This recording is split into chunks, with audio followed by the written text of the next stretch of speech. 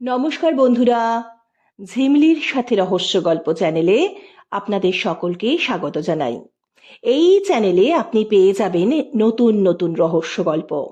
এই কারণে চটপট চ্যানেলটা সাবস্ক্রাইব করে ফেলুন এবং বেল নোটিফিকেশনটা অন করে দিন, যাতে নতুন নতুন গল্প আপলোড হলে সেই নোটিফিকেশন আপনার কাছে সবার আগে পৌঁছে যায়। শুরু হচ্ছে ঝিমলির সাথে রহস্য গল্প। আজকের গল্প চিত্রশিল্পীর অন্তর্ধান রহস্য। গল্পটি ভালো লাগলে লাইক, শেয়ার এবং কমেন্টসের জন্য অনুরোধ রইল, আর অনুরোধ রইল চ্যানেলটি সাবস্ক্রাইব করার। শুরু হচ্ছে আজকের গল্প চিত্রশিল্পীর অন্তর্ধান রহস্য। অফিস থেকে বাড়িতে ফিরে রিয়া ফ্রেশ হয়ে সবে চায়ের কাপে চুমুক দিয়েছে। ওর মোবাইল ফোনটা বেজে উঠল। স্ক্রিনে নাম ফুটে উঠল প্রবাল। ফোনে তখনও রিং হয়ে চলেছে, আর ওই কয়েক সেকেন্ডের মধ্যেই রিয়া তার স্মৃতি হাতড়ে চলেছে। তার মোবাইলে নামটা যখন সেভ করা আছে তখন নিশ্চয়ই পরিচিত। কয়েক মুহূর্তের চেষ্টায় মনে পড়ে গেল প্রবাল ওদের স্কুলে ক্লাস 11-এ ভর্তি হয়েছিল। সেই জন্যই চট করে মনে আসছিল না। ফোনটা রিসিভ করল রিয়া। হ্যালো, বল প্রবাল, কেমন আছিস? হ্যালো, আমাকে তোর মনে আছে রিয়া? স্ক্রিনে তোর নাম দেখে প্রথমে মনে করতে পারিনি, তবে অল্প সময়ের চেষ্টাতেই মনে পড়ে গেছে। বল কি খবর? রিয়া বলল। সত্যি বলতে কি রিয়া, আমি বিপদে পড়েই তোকে ফোন করেছি। সমস্যাটা আসতেই আমার তোর কথা মনে পড়লো। স্কুলে সেই ঈশানী ম্যামের ব্যাপারটা আমার মনে আছে। মনে হলো তুই থাকলে খুব সুবিধে হতো। তারপর ভাবলাম তুই এখন কোথায় আছিস, কি করছিস, তোকে বিরক্ত করা ঠিক হবে কিনা। এইসব ভাবতে ভাবতে করব কি করব না এই দোটানায় দুলতে দুলতে ফোনটা করেই ফেললাম। প্রবাল বলল। কি সমস্যায় পড়েছিস? রিয়া জানতে চাইল। আমার এক বন্ধুকে খুঁজে পাওয়া যাচ্ছে না। পুরো বিষয়টা সামনাসামনি বলে ভালো হয়, জানিস।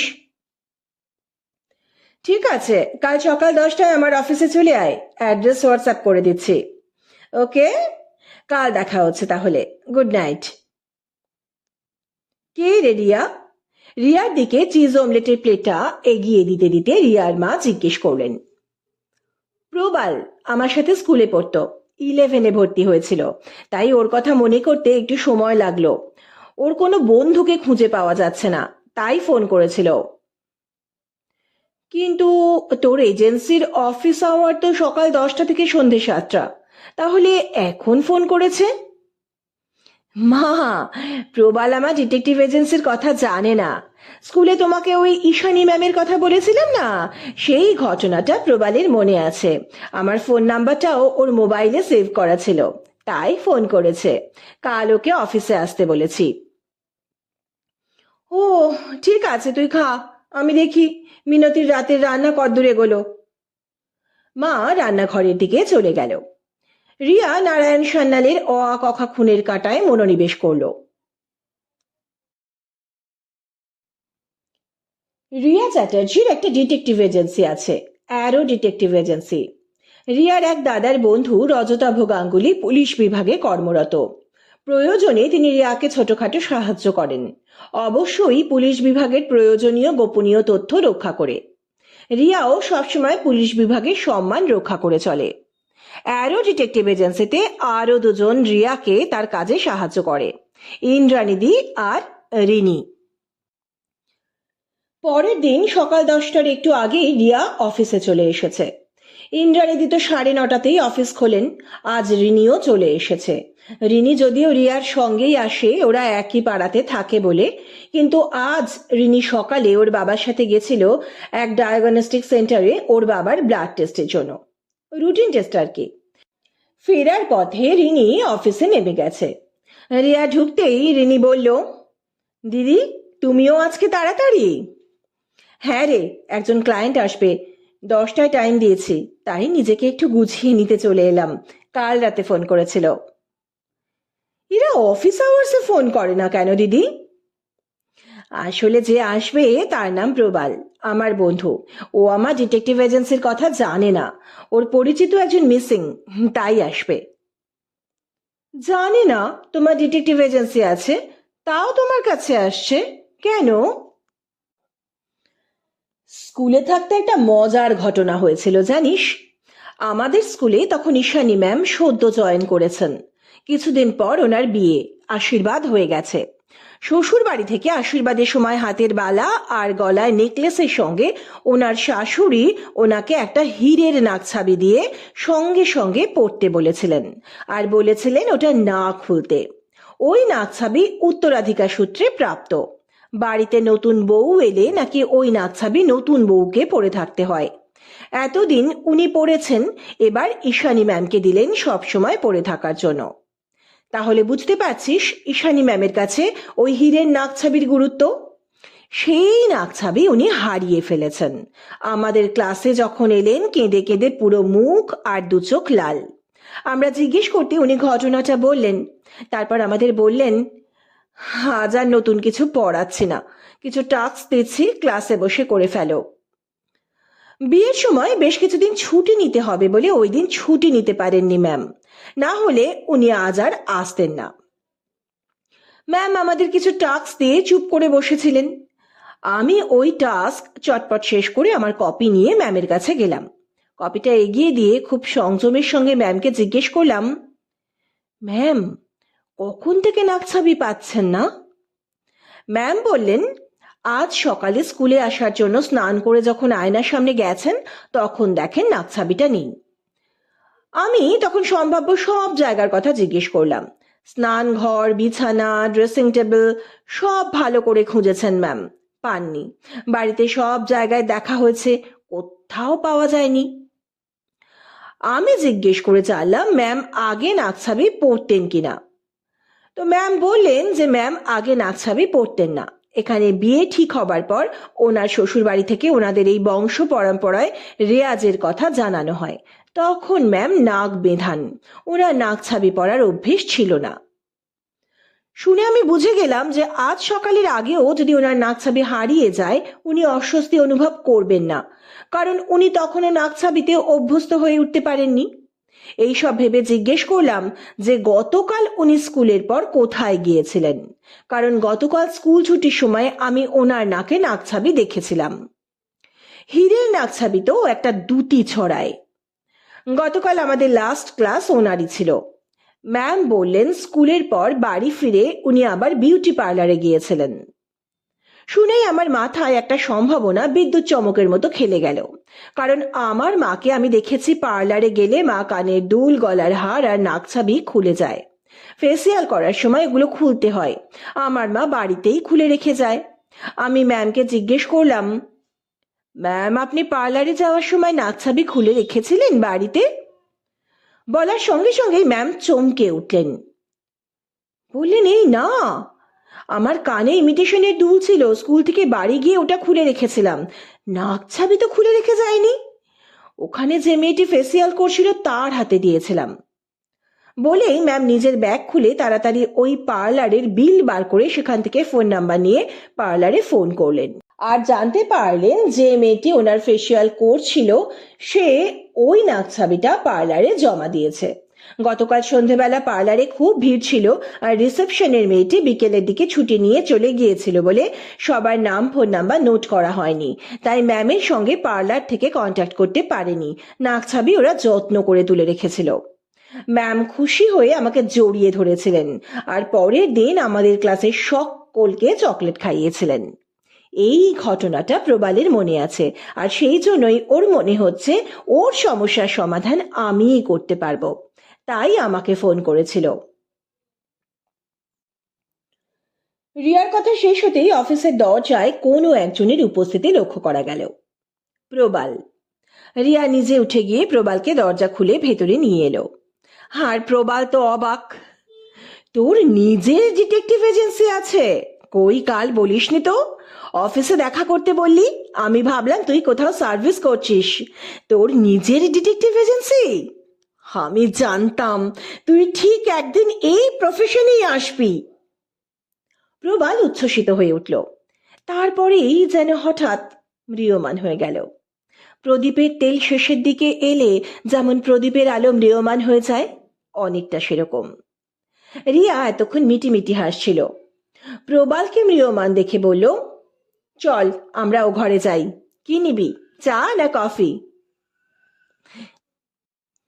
না রে, কিছু নেব না, ভালো লাগছে না। তা বললে তো হবে না।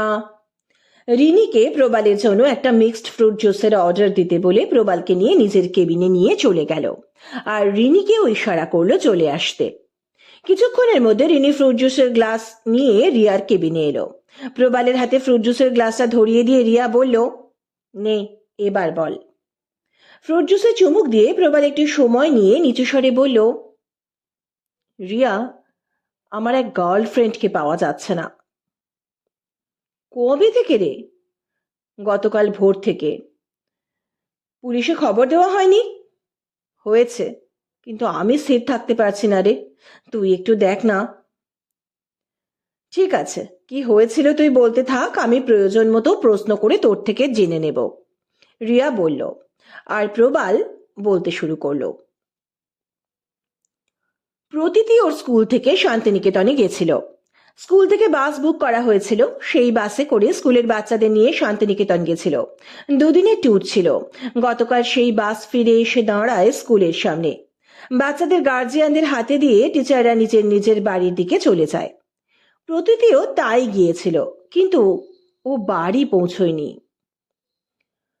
তোর গার্লফ্রেন্ডের নাম প্রতীতি? ওর সঙ্গে তোর কিভাবে পরিচয় হলো?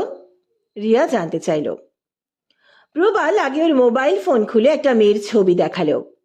রিয়া দেখলো বেশ মিষ্টি নরম সরম দেখতে একটা মেয়ে, আশপাশে অল্প গাছপালা, একটা ফুল গাছের পাশে দাঁড়িয়ে আছে। ফটোটা দেখিয়ে প্রবাল বলতে শুরু করলো, প্রতীতির সঙ্গে আমার পরিচয় একটা আর্ট এক্সিবিশনে গিয়ে। প্রতীতির মাসের মেয়ে প্রীতি আমার অফিস কলিগ। ও তোকে বলা হয়নি আমি ব্যাংকে চাকরি করি। কোন ব্যাংকে আছিস? Indian bank. তারপরে বলে যা।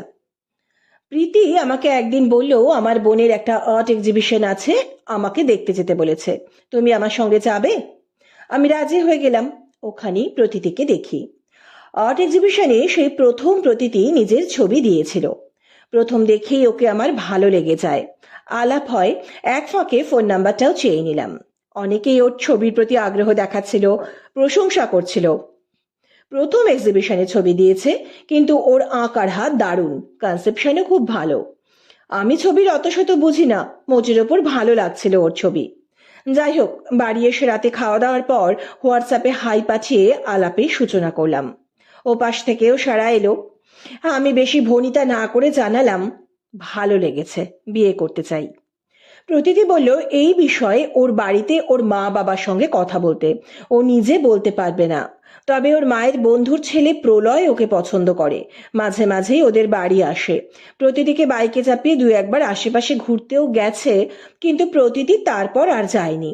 প্রলয় বিয়ের প্রস্তাবও দিয়েছে, প্রতীতি কিছু জানায়নি, কিন্তু ওর প্রলয়কে পছন্দ নয়। ও নাকি ছেলেটির চোখে মুখে ধূর্ততার ছাপ দেখতে পায়, ওকে ওর ভালো লাগে না। ছেলেটির ইলেকট্রনিক গুডসের বিজনেস, বেশ বড় ব্যবসা। ওর মায়ের ইচ্ছে সেখানেই বিয়ে হোক, কিন্তু প্রতীতি মনে মনে সেটা চায় না, কিন্তু মাকে মুখ ফুটে এখনো কিছু বলতে পারেনি। এইসব শুনে আমি আর দেরি করলাম না, বুঝলে রিয়া, আমার মাকে জানালাম। বাবা কয়েক বছর আগে আমাদের ছেড়ে চলে গেছেন না ফেরার দেশে। মাও রাজি হলো। প্রতীতির কাছ থেকে ওর বাবার ফোন নাম্বার নিলাম। আমার মা ওর বাবার সঙ্গে কথা বলে একটা দিন ঠিক করলো আমরা ওদের বাড়ি যাব বলে। এরই মধ্যে একটা কাণ্ড ঘটলো জানিস। শনিবার আমার ব্যাংক বন্ধ ছিল। খাওয়া দাওয়ার পর বাইক নিয়ে একটু বেরিয়েছি, হঠাৎ প্রতীতির সঙ্গে দেখা। বাস স্ট্যান্ডে দাঁড়িয়ে আছে। ও একটা বাচ্চাদের স্কুলে ড্রয়িং টিচার হিসেবে জয়েন করেছে। ও বাচ্চাদের সঙ্গ খুব এনজয় করে। আমি এগিয়ে গিয়ে বললাম, আমি বাড়ি পৌঁছে দিচ্ছি। ও একটু ইতস্তত করে রাজি হয়ে গেল। আমি ওকে ওর বাড়ির সামনে নামিয়ে দিলাম। রিয়া খুব সিরিয়াস মুখ করে বলল, সত্যি করে বল, হঠাৎ দেখা না পূর্ব পরিকল্পিত? প্রবাল একটু লজ্জা পেয়ে বলল, ঠিকই ধরেছিস, পরিকল্পনা করেই গেছিলাম। তারপর প্রতিটি ভদ্রতার খাতিরে ভেতরে যেতে বলল। আমি সঙ্গে সঙ্গে রাজি। ভেতরে গিয়ে ওর মা বাবার সাথে আলাপ হলো। আর ঘটনাচক্রে ওই দিন ওর মায়ের বন্ধু আর তার ছেলেও এসেছিলেন। প্রতিটি আমার পরিচয় দিল প্রীতির অফিস কলিগ হিসেবে। ওর চিত্র প্রদর্শনী দেখতে গিয়ে আলাপ। প্রলয় বেশ বিরক্তির সঙ্গে আমার দিকে দেখছিল। যাই হোক, নির্দিষ্ট দিনে আমি আর মা ওদের বাড়ি গেলাম। আমাদের সাথে কথা বলে প্রতীতির মা বাবারও ভালো লাগলো। কথায় কথায় মা প্রতীতির সাথে আমার বিয়ের প্রস্তাব দিল। প্রতীতির মা বাবা বললেন ওনারা নিজেদের মধ্যে আলোচনা করে জানাবেন। ওদের বাড়ি থেকে ফেরার আধ ঘন্টার মধ্যেই ওদের বাড়ি থেকে ফোন করে জানালো যে ওদের বাড়ি থেকে সবাই রাজি। আমি প্রতীতিকে ফোন করে জানলাম ওর সঙ্গে আলোচনা করে ওর বাবা মা এই সিদ্ধান্ত নিয়েছেন। প্রলয় একটু চুপ করলো। সেই ফাঁকে রিয়া বলল, সবই যখন ঠিক ছিল বিয়েটা করে ফেললি না কেন? বলছি, যেদিন পাকা কথা বলার দিন ঠিক হলো তার আগের দিন ওর বাবা বাথরুমে পড়ে যান, পা ভেঙে যায়। নার্সিংহোমে ভর্তি হলেন, সুস্থ হয়ে গিয়েছিলেন। ছুটি হবার দিন দুয়েক আগে উনি হার্ট অ্যাটাকে মারা যান। প্রতিটি কিছুতেই বাবার মৃত্যুকে মেনে নিতে পারছিল না, ডিপ্রেশনে চলে গেছিল। যাই হোক, স্কুলে যেত, বাচ্চাদের নিয়ে থাকতো বলে ঠিক ছিল। এর মধ্যে স্কুল থেকে বাচ্চাদের নিয়ে শান্তিনিকেতন যাবার কথা হলো। যেসব টিচাররা যাবেন তাদের মধ্যে প্রতীতিও ছিল। স্কুল থেকে বাস বুক করা হয়েছিল। বেরিয়ে ফিরে এসে ওই বাস স্কুলের সামনে দাঁড়ায়। তারপর তো কি হয়েছিল তোকে বললাম। প্রতীতির বাড়িতে ওর মা ছাড়া এখন আর কে আছেন? কেউ নেই রে, উনি একাই আছেন। আমি গেছিলাম, আমার সাথে গিয়ে পুলিশে ডায়েরি করেছেন। ঘটনার পর সবাই খবর নিচ্ছে, কিন্তু উনি একাই থাকছেন। তুই বললি তোর কলিগ প্রীতি ওর মাসির মেয়ে, ওনাদের রিয়াকশন কি? হ্যাঁ, প্রতীতির বাবা মারা যাওয়ার পর থেকেই ওরা খোঁজ খবর রাখছেন। প্রীতি মাঝে মাঝেই ওখানে গিয়ে থাকছে। তবে কি জানিস, প্রীতি আমাকে একটু এড়িয়ে চলছে। প্রীতি আমাকে পছন্দ করত, আমার সাথে সাথে থাকতো, হিন্টও দিত। আমি বুঝতে পারতাম, কিন্তু গুরুত্ব দিতাম না। ওর কথাতেই আর্ট এক্সিবিশনে গিয়ে প্রতীতিকে পছন্দ হবার পর থেকেই আমাকে অ্যাভয়েড করছে, প্রবাল বলল। প্রতীতি কি জানে প্রীতি তোকে পছন্দ করে? বোধ হয় না, আমি কিছু বলিনি। প্রীতি আমাকে পছন্দ করে জানলে প্রতীতি নিশ্চয়ই এই সম্পর্কে রাজি হতো না। আসলে কি জানিস, প্রীতিকে আমি আমার জীবন সঙ্গী হিসেবে ভাবতে পারি না। মনের ওপর তো জোর নেই বল, প্রবাল বলল। রিয়া বলল, প্রতীতিকে বললি গতকাল সকাল থেকে পাওয়া যাচ্ছে না, এখনই উতলা হচ্ছিস কেন? ও নিজেও তো কোথাও যেতে পারে। না রে, কোথাও গেলে অবশ্যই জানিয়ে যেত। যথেষ্ট বিবেচক মেয়ে। তাছাড়া ওকে ফোনেও পাওয়া যাচ্ছে না, নট রিচেবল বলছে। বুঝলাম। আর কিছু মনে পড়ছে তোর এই প্রসঙ্গে? প্রতীতির সঙ্গে সম্পর্কিত কোনো সমস্যা, কারোর সাথে বিবাদ? রিয়া জানতে চাইল। বিবাদ বলতে প্রফেশনাল জেলাসি আছে। ওর আঁকা প্রথমবারের প্রদর্শনীতেই প্রশংসিত হয়েছে, দুটো আঁকা বিক্রিও হয়েছিল। ওরই সঙ্গে ওর আর্ট কলেজের কিছু বন্ধু প্রথমবার এই প্রদর্শনীতে তাদের আঁকা দিয়েছিল। প্রতীতির এই সাফল্য অনেকেই ভালোভাবে নেয়নি। ওদের মধ্যে শুভ্র নামের একটা ছেলে তো রীতিমতো ঝগড়া করেছিল, প্রতীতি আমাকে বলেছিল। বেশ, আজ এই পর্যন্ত। আর কিছু জানতে হলে তোর সাথে যোগাযোগ করে নেব। আর হ্যাঁ, ব্যাংকে গেলে প্রীতির দেখা পাবো। প্রলয়ের দোকানের অ্যাড্রেসটা হোয়াটসঅ্যাপে শেয়ার করে দিস। আর শুভ্রকে কোথায় পাবো সেটাও জানাস, রিয়া বলল। ঠিক আছে, আজ আমি আসছি রে। রিয়ার দিকে করুণ চোখে তাকালো প্রবাল। বলল, তুই চেষ্টা করলে নিশ্চয়ই কিছু হবে, আমার বিশ্বাস আছে রে। তুই কি এখন ব্যাংকে যাচ্ছিস প্রবাল? ভাবছি, যেতে ইচ্ছে করছে না। তুই যা, আমি একটু পরেই যাব, তুই থাকলে সুবিধে হবে। আচ্ছা, বলে প্রভা চলে গেল। রিনি এবার কথা বলল। ও দিদি, কি বুঝছো? দেখ, পুরো ঘটনাটা শুনে তিনটে সূত্র পেলাম। প্রথম, প্রলয়, যে কিনা প্রতীতিকে পছন্দ করে, কিন্তু প্রতীতি তাকে প্রত্যাখ্যান করেছে। তার মাথায় কি ঘুরছে সেটা খবর নিতে হবে। দ্বিতীয়, প্রীতি, প্রবালকে পছন্দ করে। ওই প্রবালের সাথে প্রতীতির আলাপ করিয়ে দিয়েছিল। তারপর প্রবালের সাথে প্রীতির সম্পর্ক হয়। এটা মেনে নেওয়া অনেকের পক্ষেই কষ্টকর। ওকেও বাজিয়ে দেখতে হবে। তৃতীয়ত, শুভ্র প্রফেশনাল জেলাসি। প্রতিদিন আঁকা প্রশংসিত হওয়ায় আর বিক্রি হওয়াটাকে সে ভালোভাবে নিতে পারেনি। একেও জিজ্ঞাসাবাদ করতে হবে। আপাতত এই, চল কাজে লেগে পড়ি। একটা অল্প বয়সী মেয়ে কি অবস্থায় আছে কে জানে। হ্যাঁ, একটা ফোন করি রজতদাকে। ইন্সপেক্টর রজতবাবু গাঙ্গুলিকে ফোন করে জানা গেল ওই কেসটা ওনার এরিয়াতে নয়।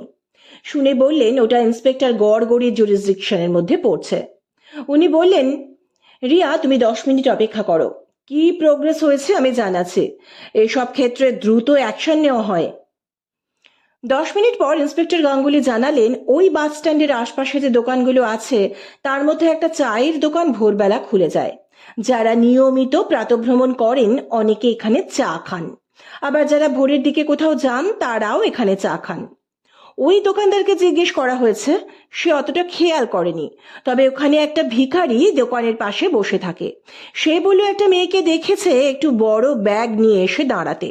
তারপর সামনে থেকে একটা গাড়ির থেকে কেউ নেমে হাত নাড়ছিল। এই মেয়েটিও হাত নেড়ে এগিয়ে গেল। মনে হয় ওই গাড়িতে উঠে চলে গেল। বাস স্ট্যান্ডের ওখানে একটা সিসিটিভি ক্যামেরা আছে। ফুটেজ চেক করে ওই জিনিসই দেখা গেছে। সামনের গাড়িটা সিসিটিভি ক্যামেরার আওতার বাইরে ছিল। ইন্সপেক্টর গাঙ্গুলি আরো বললেন যে, রিয়া, আমি ইন্সপেক্টর গড়গড়িকে তোমার কথা বলেছি। তুমি ওনার সঙ্গে সরাসরি কথা বলতে পারো। ওনার নাম্বার আমি তোমায় হোয়াটসঅ্যাপ করে দিচ্ছি।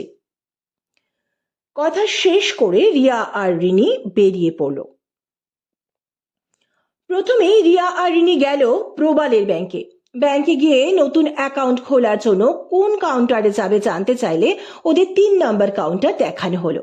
3 নম্বর কাউন্টারে একজন অল্প বয়সী মেয়ে আছে, প্রবাল আছে 2 নম্বরে। চোখের ইশারায় বুঝিয়ে দিল যে ওটাই প্রীতি।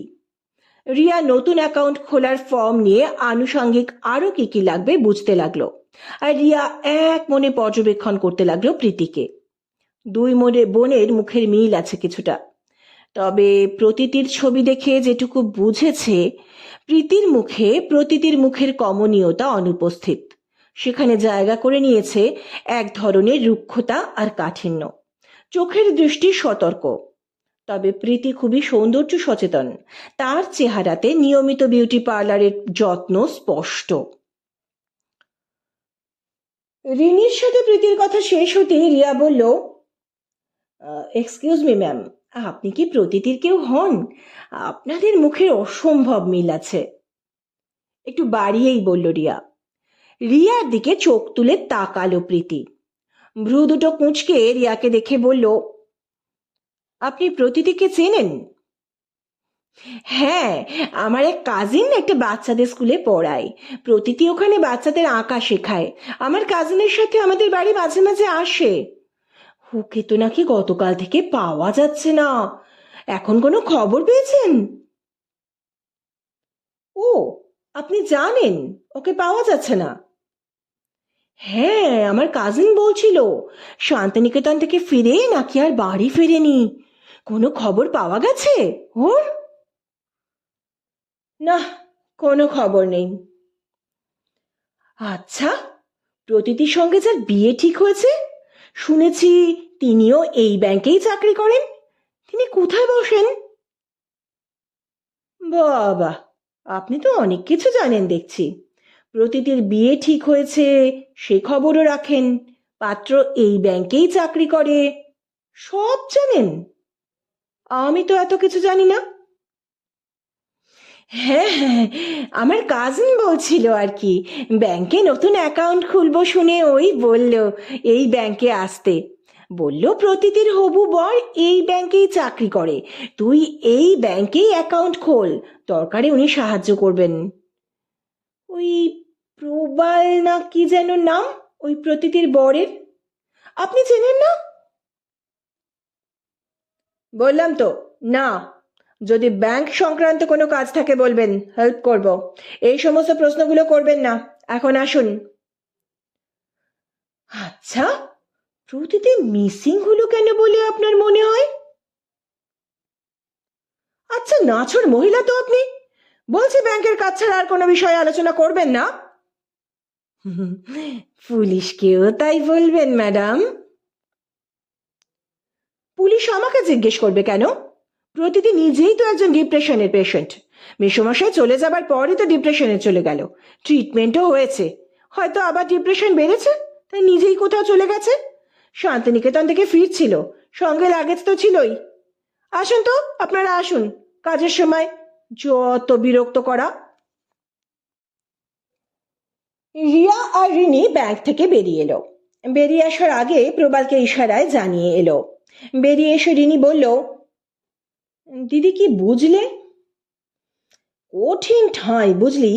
দেখলি তো কথা বলতেই চাইছে না। চল এবার প্রলয়ের কাছে যাওয়া যাক। তুমি তো জানাতে পারতে যে প্রতিটির খোঁজেই এসেছো, রিনি বলল। এখনো সময় আসেনি রে। এখনই সব জানালে স্বরূপগুলো সব ধরতে পারবো না। রিয়া টু হুইলারের পিছনে চড়ে বসলো রিনি। প্রবালের দেওয়া ঠিকানার উদ্দেশ্যে দুজনে রওনা হলো। রিয়া টু হুইলার গিয়ে দাঁড়ালো প্রলয়ের ইলেকট্রনিক গুডসের দোকানের সামনে। ওরা দুজনে এগিয়ে গেল দোকানের দিকে। দোকানের দরজা ঠেলে ভিতরে গিয়ে রিনি একটা অ্যান্ড্রয়েড ফোন দেখতে চাইল। যে ছেলেটি রিনিকে ফোন দেখাচ্ছিল দেখে বোঝা যাচ্ছে সে দোকানের কর্মচারী। রিয়া চেয়ে দেখলো বেশ বড় দোকান। ভালোই সাজিয়েছে প্রলয়। ব্যবসাটা ভালোই বোঝে। রিয়া রিনিকে আগে থেকেই বলে রেখেছিল। রিনি কথা বলছে, রিয়া সেই ফাঁকে চোখ বুলিয়ে নিচ্ছে। রিনি একটা বেশ দামি ফোন চয়েস করে বলল, আচ্ছা, আপনাদের এখানে ইনস্টলমেন্টে নেবার সুবিধে আছে? দাঁড়ান ম্যাম, আমি স্যারের সাথে কথা বলে দেখছি, ছেলেটি বলল। তারপর একটা ফোন বার করে ফোনের কি টাচ করে ফোন কানে ধরল। খুব নিচু স্বরে কিছু বলল। ভেতর থেকে একজন ব্যক্তি বেরিয়ে এলো। প্রলয়ের কোনো ফটো প্রবাল দেখায়নি, তবুও চলাফেরা আর চাউনির ধূর্ততা বলে দিল ইনিই প্রলয়। বলুন ম্যাডাম, আপনার কি ধরনের সাপোর্ট লাগবে? রিনি একটু ইতস্তত করে বলল, আসলে আমার এই ফোনটা খুব পছন্দ, কিন্তু ফোনটা একটু এক্সপেন্সিভ। ইনস্টলমেন্টে পেলে ভালো হতো। আপনি এখন কত পেমেন্ট করতে চান বলুন? রিনি কিছু বলার আগে রিয়া বলল, প্লিজ ডোন্ট মাইন্ড, আপনাকে খুব চেনা চেনা লাগছে। আপনি প্রলয় তো? মনে করতে পারছিলাম না, এখন মনে পড়েছে। আপনাকে প্রতিটির বাড়িতে দেখেছি, তাই না? হ্যাঁ, প্রতিটির বাড়ি আমি আগে যেতাম, কিন্তু আপনাকে দেখেছি বলে তো মনে পড়ছে না। প্রতিটি আমার বোনের বন্ধু। আমি বোনের সাথে কয়েকবার গিয়েছি, ও আমাদের বাড়ি আসে। তাহলে হয়তো প্রতিটির ফোনে আপনার ছবি দেখেছি। না ম্যাম, এত ঘনিষ্ঠতা ছিল না আমাদের যে আমার ছবি নিজের ফোনে রাখবে। বেশ বিরক্তির সঙ্গে বলল প্রলয়। আপনি কি জানেন প্রতিটিকে খুঁজে পাওয়া যাচ্ছে না গতকাল থেকে? হ্যাঁ জানি, শান্তিনিকেতন গেছিল। ভালোভাবে ফিরেছে কিনা জানতে আমার মা ফোন করেছিল, তখনই জেনেছে। আপনার কোনো প্রতিক্রিয়া দেখছি না তো। প্রতিটি তো আপনারও ভালো বন্ধু। কিসের প্রতিক্রিয়া? দেখুন, শান্তিনিকেতন থেকে ফিরে আবার বয়ফ্রেন্ডের সঙ্গে কোথাও গিয়ে রোমান্স করছে। এদের আবার ঠিক আছে নাকি? আমার মায়ের দরদ বেশি, তাই গায়ে পড়ে খবর নিতে যায়। এবার রিয়া নিজের স্বরে গাম্ভীর্য এনে বলল, পুলিশে খবর দেওয়া হয়েছে। বয়ফ্রেন্ডের সঙ্গে না থাকলে আপনাকে সন্দেহ করা হবে। সবাই জানে আপনাকে কিন্তু প্রতিটি রিজেক্ট করেছিল। সেই রাগে আপনি কিডন্যাপ করাননি তো? কপালটা আরো কুঁচকে গেল প্রলয়ের। এর মধ্যে পুলিশ এলো কোথা থেকে? আপনারা এখন আসুন, আমাদের দোকানে ইনস্টলমেন্টের ব্যবস্থা নেই। আসুন আসুন। আমরা আসছি, আপনি কিন্তু পুলিশকে কি বলবেন সেটা ভেবে রাখবেন। প্রলয়ের দোকান থেকে বেরিয়ে খাবারের সন্ধানে যেতে হলো। 3টে বাজে। খিদে পেট চুঁচিয়ে করছে। রিয়া একটা রেস্টুরেন্টে ঢুকে পড়লো। খাবার অর্ডার দেওয়ার পর রিনি বলল, প্রলয়কে দেখে মনে হলো প্রলয় সত্যিই প্রলয় আনতে পারে। প্রতিটির রিজেকশন ভালোভাবে নেয়নি। হ্যাঁ, প্রলয়ের মা কিন্তু হাল ছাড়েননি। যতক্ষণ শ্বাস ততক্ষণ আশ আর কি। যতক্ষণ না বিয়ে হয়ে যাচ্ছে প্রতীতির, উনি হাল ছাড়বেন না ঠিক করেছেন। কিন্তু প্রলয় তো তাতে খুশি নয় মনে হলো। হ্যাঁ, ষড়রিপু ষষ্ঠরিপু হলো মাৎসর্য, মাৎসর্য হলো ঈর্ষা বা হিংসা। প্রীতি, প্রলয় আর শুভ্র তিনজনেই প্রতীতির প্রতি এই মাৎসর্যে আক্রান্ত। চিন্তার কথা, রিয়া বলল। খাওয়া শেষ করে রিয়া প্রবালকে ফোন করলো। প্রবাল ফোন রিসিভ করে বলল, হ্যালো রিয়া, কিছু জানতে পারলি? এই তুই আমাকে শুভ্রর অ্যাড্রেস দিসনি, তোর কাছে নেই? আমার কাছে নেই, দাঁড়া, আমি আন্টিকে মানে প্রতীতির মাকে ফোন করি, আন্টির কাছে থাকলে আমি তোকে জানাচ্ছি। এই শোন প্রবাল, তুই অফিস থেকে কখন বেরোবি রে? একটু তাড়াতাড়ি বেরো না। আজকে অফিসে ঢুকেছি তো অনেক লেট করে, তোর ওখান থেকে হয়ে এসেছি, বেরোতে আরো ঘন্টাখানেক দেরি হবে রে। ঠিক আছে, তোকে আর আন্টিকে ফোন করতে হবে না, তুই বেরোলে তোর সাথে প্রতিদিনের বাড়ি যাব, আন্টির থেকে কিছু জিনিস জেনে নেব আর শুভ্র ঠিকানাটাও নিয়ে নেব। এখন ফোন রাখ, রিয়া বলল। ফোন রাখার পরে রিনি বলল, দিদি তাহলে এখানে আর একটু বসি, একটা করে ওয়াটারমেলন মজিতো নি, এটা আমি খাওয়াবো কিন্তু। রিয়া সানন্দে রাজি হলো। মজিতো শেষ করে রিয়া বলল, প্রবালের বেরোতে এখনো একটু দেরি আছে, চল আর্ট এক্সিবিশন চলছে, দেখে আসি। সেই ভালো, চলো, আমি এর আগে আর্ট এক্সিবিশনে যাইনি। এর আগে রিনি চিত্র প্রদর্শনীতে আসেনি। রিনির খুব ভালো লাগলো প্রদর্শনী। ও ঘুরে ঘুরে দেখতে লাগলো বিভিন্ন শিল্পীর আঁকা ছবি। বিভিন্ন শিল্পী বিভিন্ন বিষয়ের ওপর ছবি এঁকেছেন। কেউ প্রাকৃতিক দৃশ্যকে তার ছবির উপজীব্য বানিয়েছেন, আবার কেউ মানুষের প্রতিকৃতি এঁকেছেন, কেউ আবার নিজের ভাবনার জগৎ থেকে কোনো ছবি এঁকেছেন। অনেকেই দৈনন্দিন জীবনের বিভিন্ন বিষয়কে তাদের ছবির বিষয়বস্তু করেছেন। রিয়াও ছবি দেখছিল। হঠাৎই একজনের আঁকা ছবির সামনে অনেকক্ষণ দাঁড়িয়ে মনোযোগ দিয়ে কি যেন দেখতে লাগলো সে। রিনি দেখলো খুব সুন্দর আঁকা। জঙ্গলে উঁচু উঁচু গাছের মধ্যে দিয়ে একটা পাখি উড়ে যাচ্ছে। ছবির রং বলছে সন্ধে হব হব। শিল্পী সবুজ আর নীলের মিশ্রণে অপূর্ব ফুটিয়েছেন সময়কালকে। পাখিটা সাদা কালো, ঠোঁট লম্বা। রিনি পাখিটার নাম জানে না। কি সুন্দর ছবিটা! শিল্পী যেন সমস্ত ভালোবাসা ঢেলে ছবিটা এঁকেছেন। বিভিন্ন অ্যাঙ্গেল থেকে ছবিটা দেখছে রিয়া। রিয়াকে মনোযোগ দিয়ে ছবি দেখতে দেখে একটা ছেলে এগিয়ে এলো। পাজামা পাঞ্জাবি পরা, গায়ে হালকা দাড়ির আভাস, চোখ দুটো ভাসা ভাসা, কাঁধে একটা কাপড়ের ব্যাগ, আর তার থেকে উঁকি মারছে কিছু রোল করা আর্ট পেপার। ম্যাডাম, ছবিটা আপনার কেমন লাগলো? ছেলেটি রিয়াকে বলল। খুব সুন্দর। রিয়া তার মতামত জানাতে ছেলেটি একটি খাতা এগিয়ে দিয়ে বলল, ma'am please leave a review. Riya নিজের পেন বের করে বলল, আপনি শুভ্র তো, রিভিউতে লিখব। ছেলেটি বলল, হ্যাঁ, ছবির নিচে সিগনেচার আছে। রিনি ছেলেটির দিকে আবার ভালো করে দেখল আর তাকালো তার আঁকা ছবিটার দিকে। তাই তো, ছবির নিচে খুব সুন্দর আর্টে লেখা শুভ্র। এই তাহলে শুভ্র যার সাথে প্রতীতির ছবি নিয়ে ঝগড়া হয়েছিল। রিয়া খাতায় কিছু লিখে শুভ্রকে খাতাটা ফেরত দিয়ে বলল, শুভ্র, আজ এই এক্সিবিশনে প্রতীতির ছবি প্রদর্শিত হবার কথা ছিল, কই ওকে বা ওর ছবি দেখছি না তো। হ্যাঁ ছিল ম্যাডাম, কিন্তু ও তো আসেনি। আপনি প্রতীতিকে চেনেন? আমার একজন পরিচিত গতবারের এক্সিবিশনে এসে প্রতীতির আঁকা দেখে মুগ্ধ হয়েছিলেন, তিনিই আমাকে বললেন, তাই জানতে চাইছি।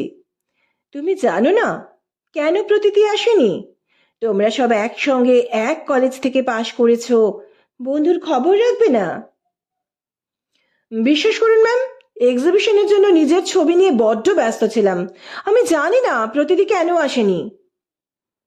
গতবার প্রতীতির ছবি সব থেকে বেশি প্রশংসিত হয়েছিল বলে তুমি নাকি ওর সাথে ঝগড়া করেছিলে শুভ্র, আর এবারে এক্সিবিশনের একদিন আগে প্রতীতি নিখোঁজ, এতে তোমার হাত আছে বলে সন্দেহ করা হচ্ছে। কি বলছেন ম্যাডাম? আমি তো কিছুই বুঝতে পারছি না। প্রতিটি নিখোঁজ তাই আমি জানি না। আমি তো আমার ছবি নিয়ে ব্যস্ত ছিলাম। এখন কি হবে? শুভ্রকে বেশ নার্ভাস দেখালো। তুমি প্রদর্শনী শেষ করো, এখন কোথাও যেও না। পুলিশ থেকে জিজ্ঞাসাবাদ হতে পারে। তোমাকে না পেলে বরং তোমার বিপদ বাড়বে। কথার মাঝখানে রিয়ার ফোন বেজে উঠল।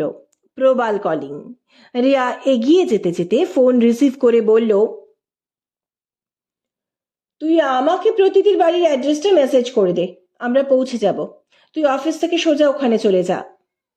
রিনি বলল, দিদি শুভ্রর সাথে তো কথা হয়ে গেল, প্রতিটির বাড়ি যাবে। বলিস কি রে? ওখানে তো যেতেই হবে, আন্টির সঙ্গে কথা বলতে হবে তো। রিনি আর রিয়া যখন প্রতীতির বাড়ি পৌঁছলো, প্রবাল তার আগেই পৌঁছে গেছে। প্রতীতির মা প্রবালের সঙ্গে কথা বলতে বলতে কাঁদছেন। ওদের দেখে প্রবাল বলল, আন্টির কাছে শুভ্রর অ্যাড্রেস নেই রে, কিন্তু আজ ওদের আর একটা এক্সিবিশন হবার কথা, ওখানে গেলে শুভ্রকে পাওয়া যেতে পারে। হ্যাঁ, আমি ওখান থেকেই আসছি, শুভ্রর সাথে কথা হয়েছে। আন্টি, আপনার সাথে প্রতীতির লাস্ট কখন কথা হয়? ঠিক কি বলেছিল ও? আমার সাথে লাস্ট গতকাল ভোরে কথা হয়। ও ফোন করে বলল, মা আমরা এসে গেছি, আমাদের বাস আমাদের স্কুলের সামনে নামিয়ে দিয়েছে। বাচ্চাদের ওদের গার্জিয়ানদের হাতে দিয়ে আমরা বাড়ি ফিরছি। আমি এখান থেকে বাসে করে চলে যাব। লাগেজ বলতে তো একটা ব্যাগ। ভোরের বাস ফাঁকাই থাকবে, অসুবিধে হলে ওলা বুক করে নেব। এই শেষ কথা ওর সঙ্গে। ঘন্টা দুয়েক হবার পরও যখন এলো না, তখন ওকে ফোন করলাম। ফোনে বলছে আউট অফ রিচ। তখন আমি প্রবালকে ফোন করি। আজ যে ওর এক্সিবিশন ছিল, মেয়েটা সব রেডি করে রেখে গেছে। বলেই ভদ্রমহিলা আবার কান্নায় ভেঙে পড়লেন। রিয়া বলল, ও কোথায় আঁকার কাজ করে আন্টি? পাশের ঘরে, ও নিজের একটা স্টুডিও বানিয়ে নিয়েছে। আমি একটু দেখতে পারি? হ্যাঁ, চলো। প্রতীতির মায়ের সঙ্গে ওরা তিনজন স্টুডিওতে এলো। ঘরটায় তালা দেওয়া ছিল, অনেকগুলো ছবি চাপা দেওয়া আছে। প্রতীতির মা ছবির উপর থেকে ঢাকাগুলো তুলে দিলেন, বললেন, দেখো, ও এবারে একটা আর্ট সিরিজ তৈরি করেছিল ওর এক্সিবিশনের জন্য। রিয়া খুব মনোযোগ দিয়ে ছবিগুলো দেখছিল, সঙ্গে প্রবাল আর রিনিও। একটা নির্দিষ্ট ভাবনাকে মাথায় রেখে প্রতিটি মোট 12টা ছবি এঁকেছে। ছবি দেখা হলে ওরা স্টুডিও থেকে বেরিয়ে এলো।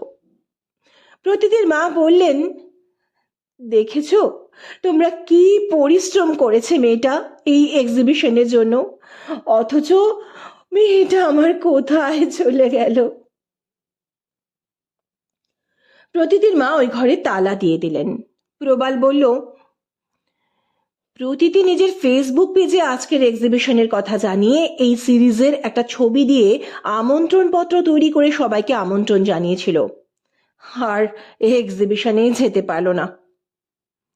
রিয়া বলল, কই দেখি রে, কেমন আমন্ত্রণ পত্র? প্রবাল নিজের মোবাইলে প্রতীতির ফেসবুক পেজ খুলে রিয়াকে দেখালো। রিয়া দেখে রিনিকেও দেখালো। রিনি নিজের মোবাইলে ওই আমন্ত্রণ পত্রের একটা ছবি তুলে নিল, তারপর ফেরত দিয়ে দিল প্রবালের হাতে। রিয়া প্রতীতির মায়ের দিকে তাকিয়ে বলল, আন্টি, প্রতীতি কি ডিপ্রেশনের পেশেন্ট? পেশেন্ট কি করে বলি? ওর বাবা মারা যাওয়ার পর ও ডিপ্রেসড হয়ে গেছিল, পা ভেঙে গিয়েছিল। ওর বাবা নার্সিং হোমে ভর্তি হয়েছিলেন, সুস্থ হয়ে বাড়ি আসার দুদিন আগে হার্ট ফেল করে মারা গেলেন। মেয়ে কিছুতেই মেনে নিতে পারছিল না, খাওয়া ঘুম সব ওর নষ্ট হয়ে গেছিল। সব সময় মন খারাপ করে বসে থাকতো, বাড়ি থেকে বেরোতো না। প্রবালও এসে অনেক বোঝাতো। নিকটজন মারা গেলে তো অনেকেরই এমন হয় বলো। আপনার হাজবেন্ডের কি হার্টের কোনো প্রবলেম ছিল? আমরা জানতাম না যে ওনার হার্টের প্রবলেম ছিল। নার্সিংহোমের ডাক্তার বললেন যে ওনার হার্টের প্রবলেম ছিল। আমরা জানতাম না, তাই সঠিক ট্রিটমেন্ট হয়নি, তাই হঠাৎ হার্ট অ্যাটাক হয়েছে। কোন নার্সিং হোমে আঙ্কেল অ্যাডমিট হয়েছিলেন? এই তো কাছে, আমাদের বাড়ি থেকে 10 মিনিটের পথ। ও, বুঝতে পেরেছি। ওই নার্সিং হোমের সুনাম আছে। আচ্ছা, প্রতিটি কি ডিপ্রেশনের জন্য কোনো ডাক্তার কনসাল্ট করছিল?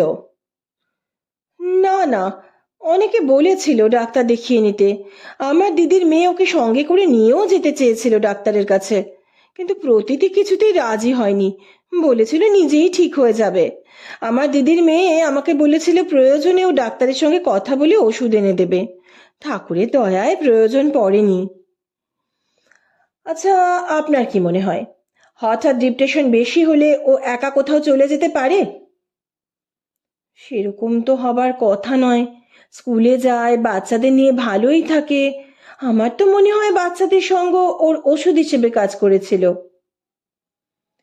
রিয়া কিছুক্ষণ ওর 2 আঙুল দিয়ে নিজের কপালে চাপ দিয়ে বারবার বলতে থাকলো, ডিপ্রেশন, ডিপ্রেশন। হঠাৎ কি মনে হতে রিয়া বলল, আচ্ছা, ডিপ্রেশনের জন্য কোন ডাক্তারকে দেখানোর কথা হয়েছিল? তো জেনারেল ফিজিশিয়ান দেখানোরই কথা হচ্ছিল দিদির সঙ্গে। ভেবেছিলাম যে তিনি যদি সাজেস্ট করেন তাহলে কোনো মনোরোগ বিশেষজ্ঞকে দেখানো হবে। যে নার্সিং হোমে ওর বাবা ভর্তি ছিল ওখানেও ভালো ভালো ডাক্তার আছেন। আমার দিদিও ওর হাঁটুর সমস্যার জন্য ওই নার্সিং হোমেই দেখাচ্ছে। ওর বাড়ি থেকেও কাছে। কিন্তু প্রতিটি কিছুতেই রাজি হয়নি। বলছিল ওখানে গেলে আমি মরেই যাব। প্রতিটির মা বললেন, সেটা মনে হতেই পারে। একেবারে কাছের মানুষ যেখান থেকে ফিরিয়ে আনা যায়নি, সেই জায়গা সম্পর্কে একটা ভীতি তৈরি হয়। কিন্তু ডিপ্রেশন, দেখ, কাছের লোক চলে গেলে অনেকেরই ডিপ্রেশন হয়, তুই তো জানিস।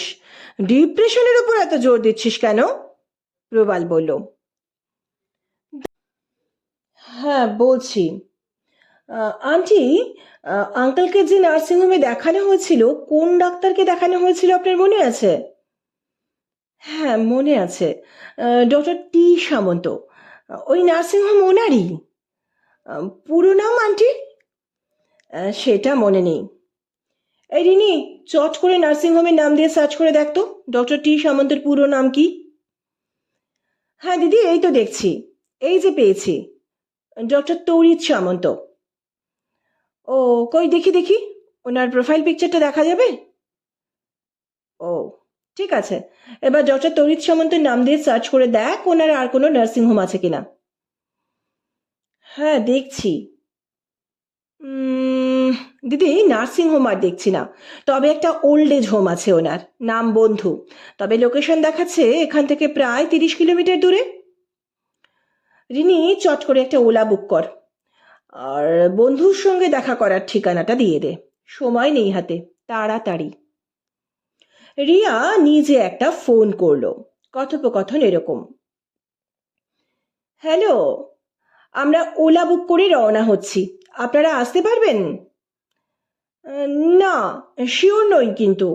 তবে আমার ষষ্ঠ ইন্দ্রিয় ভুল ইঙ্গিত দেয় না। আসলে আপনারা না থাকলে হয়তো কাজটাই হবে না। ওকে, থ্যাংক ইউ। অ্যাড্রেস হোয়াটসঅ্যাপ করে দিচ্ছি। ওলা আসতে রিয়া, রিনি আর প্রবাল ওতে করে রওনা হলো। প্রতিদির মাকে বলে গেল বাড়িতে থাকতে, কোনো দরকার হলে ওনাকে ফোন করা হবে। ওরা বেরোনোর আগের মুহূর্তেই প্রতিদির মাসি এলো তার বোনের সঙ্গে থাকার জন্য। এর পরের ঘটনা এই রকম। বন্ধু নামক বৃদ্ধাশ্রমে গিয়ে উপস্থিত হলো ওরা। রাত তখন 9:30। গেটে তালা বন্ধ হয়ে গেছে। গেটে জোরে জোরে ধাক্কা দিতে ভেতর থেকে দারোয়ান এসে বলল, এত রাতে দরজা খোলা যাবে না, হুকুম নেই, কাল সকালে আসতে। পিছনের পুলিশ ভ্যান থেকে যখন পুলিশদের নামতে দেখলো তখন আর দ্বিরুক্তি না করে দারোয়ান গেট খুলে দিল। ইন্সপেক্টর গড়গড়ি দারোয়ানকে চেপে ধরে জানতে চাইল গতকাল কোনো অল্প বয়সী মেয়েকে এখানে আনা হয়েছে কিনা। দারোয়ান ও প্রভুর আজ্ঞাবহ ভৃত্য বলল, আমি কিছু জানি না হুজুর, সব দাগদার সব জানে। আমার কাজ এ গেট খোলা বন্ধ করে, আমি এখানেই থাকি। পুলিশের জেরায় জানা গেল গতকাল সকালে ডক্টর তৌরিত সামন্ত গাড়ি নিয়ে এসেছিলেন। দারোয়ান গেট খুলে দিয়েছিল, গাড়ি ভেতরে চলে গেছে। গাড়িতে আর কে কে ছিল দারোয়ান জানে না। ওরা সবাই ছুটে বৃদ্ধাশ্রমের ভেতরে গেল। আশ্রমের বাসিন্দাদের খাওয়ার পাত তখন চুকে গেছে, কর্মীরা খেতে বসবে। পুলিশি জেরায় বেরিয়ে এলো গতকাল ডক্টর তরিৎ সামন্তের সঙ্গে আরেকটি মেয়ে এসেছিল। মেয়েটি অসুস্থ, অজ্ঞান হয়েছিল। ডাক্তারের নির্দেশে এখানকার কর্মীরা তাকে এখানে একটি রুমে রেখেছে। ওই মেয়েটির নাকি মাথার গোলমাল আছে। ওই ঘরে বাইরে থেকে তালা দেওয়া আছে। আজ একজন অন্য ডাক্তার এসে দেখে গেছেন। চাবি তার কাছেই ছিল। ডক্টর তরিৎ সামন্ত ফোন করে নির্দেশ দিয়েছিলেন ওই ডাক্তারকে ঢুকতে দিতে। উনি ওই মেয়েটির নাকি ট্রিটমেন্ট করছেন।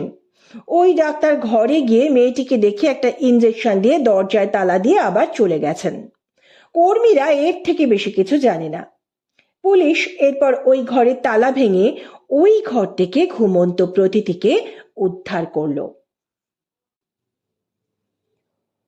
দুদিন পর ইন্দ্রানিদিকে সমস্ত কিছু খুঁটিয়ে ব্যাখ্যা দেওয়ার পালা। ইন্দ্রানিদি নোট করে রাখবেন। অবশ্য নোট করাটা কাজের একটা অংশ, কিন্তু মনটাও উন্মুখ হয়ে থাকে কিভাবে রহস্য উদ্ঘাটন হলো সেই দিকে। রিয়া বলতে শুরু করলো, প্রবাল যখন আমাকে প্রতীতিকে পাওয়া যাচ্ছে না বলল, আমার কাছে অপরাধীকে শনাক্ত করার আগে ওকে খুঁজে পাওয়া বেশি জরুরি মনে হয়েছিল, মানে প্রতীতিকে। কারণ এই বয়সের একটা মেয়ের হারিয়ে যাওয়া মানে অনেক বিপদ। এক্ষেত্রে আমার সামনে 3 জন ছিল যারা প্রতীতির প্রতি ক্ষুব্ধ: প্রীতি, প্রলয় আর শুভ্র।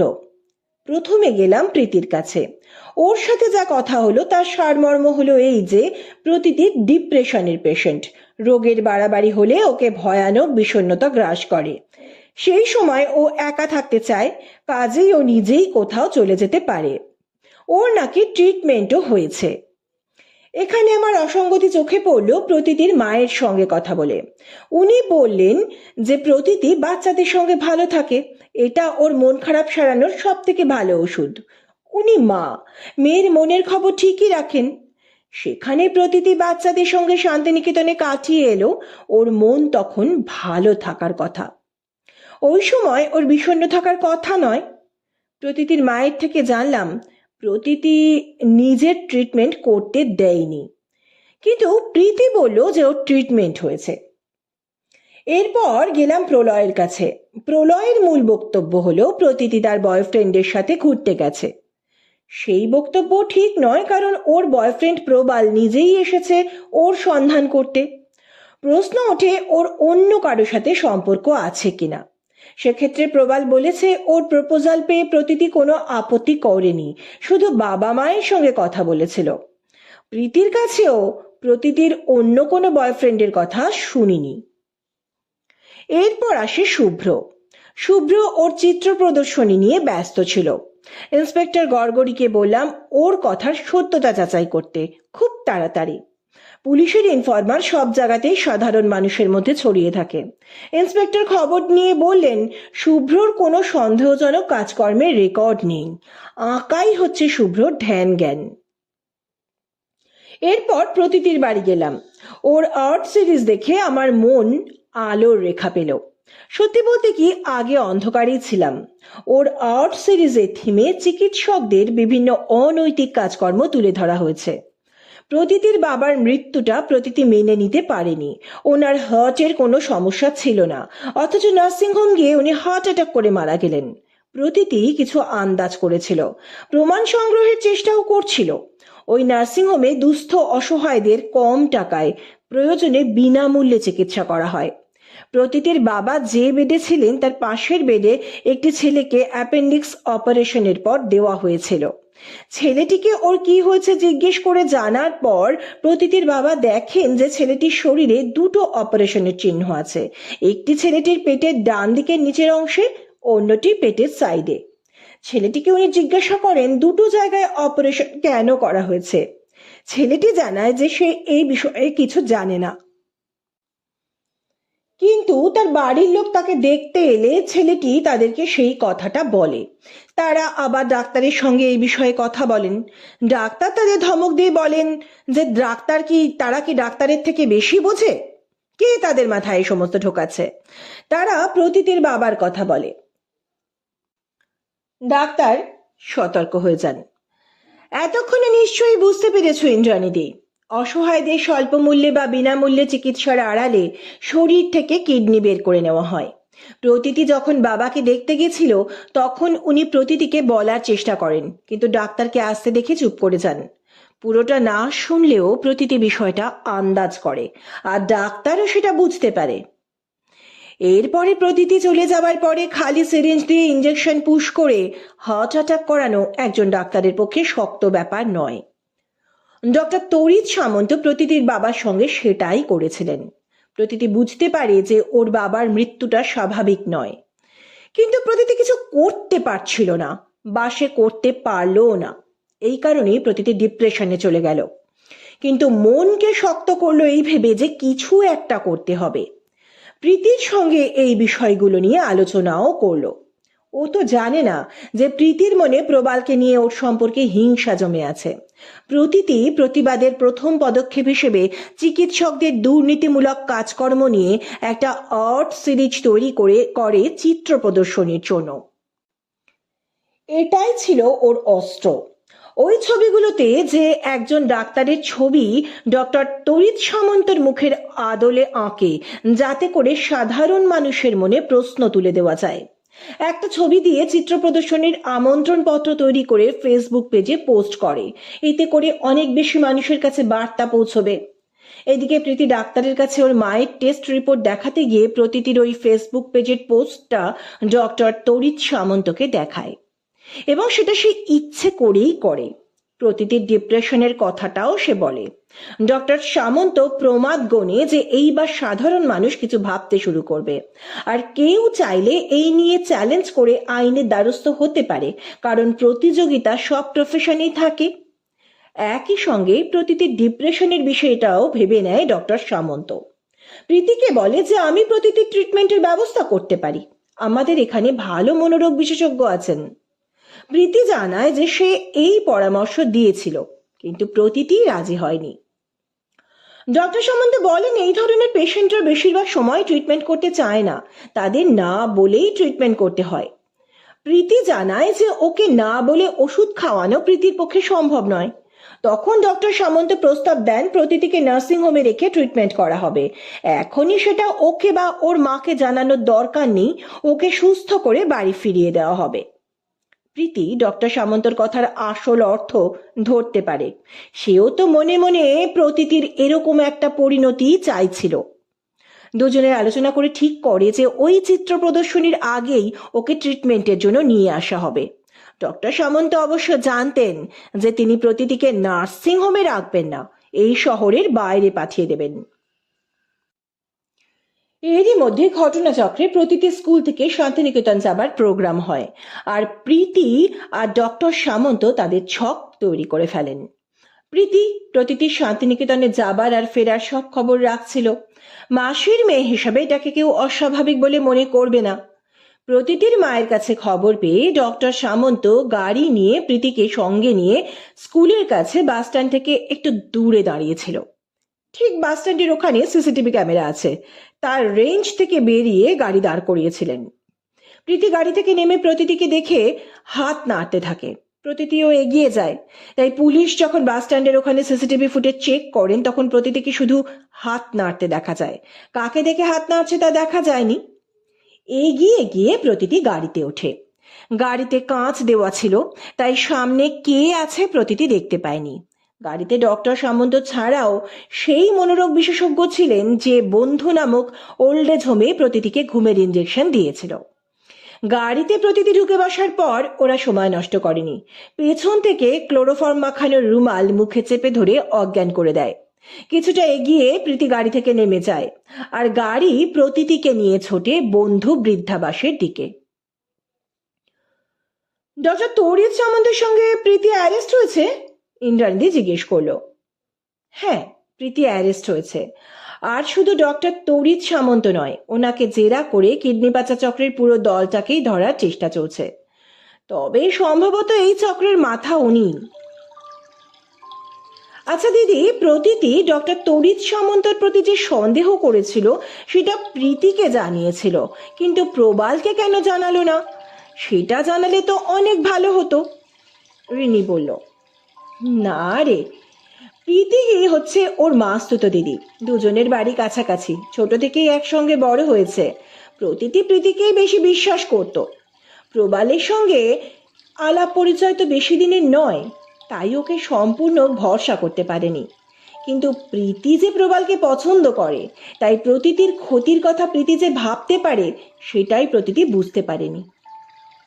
যাক, সব ভালো যার শেষ ভালো। মেয়েটাকে যে সময় মতন সুস্থ শরীরে উদ্ধার করা গেছে, এটাই হচ্ছে আমাদের কাছে সব থেকে বড় কথা, তাই না বল?